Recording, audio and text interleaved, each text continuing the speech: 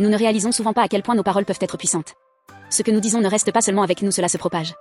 Lorsque nous prononçons des paroles de foi, d'espoir et de conviction, elles influencent ceux qui nous entourent. Mais il en est de même pour les paroles négatives. La peur se propage, le doute se propage, le découragement se propage. Les mots que nous prononçons ont un impact bien plus grand que nous ne le pensons.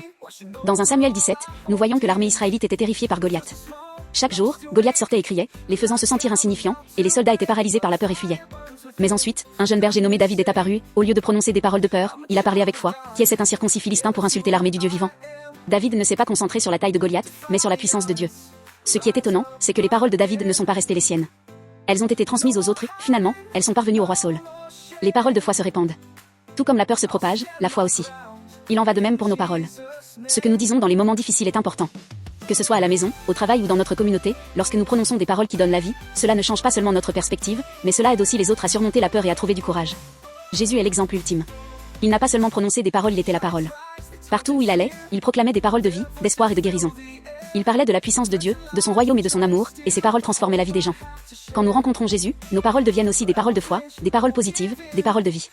Ainsi, nous pouvons apporter des paroles de paix à ceux qui ont peur, offrir de l'espoir à ceux qui sont découragés, au nom de Jésus, fortifier les cœurs et les esprits avec des paroles qui donnent la vie. Car en Jésus-Christ, nos paroles ne s'arrêtent pas à nous, elles se répandent et peuvent changer le monde. Mes chers amis, souvenons-nous que, dans n'importe quelle situation, les paroles qui sortent de notre bouche déterminent la victoire ou la défaite. Aujourd'hui, j'espère sincèrement que vous choisirez des paroles positives, des paroles de foi, des paroles de vie, et que vous vivrez une vie victorieuse.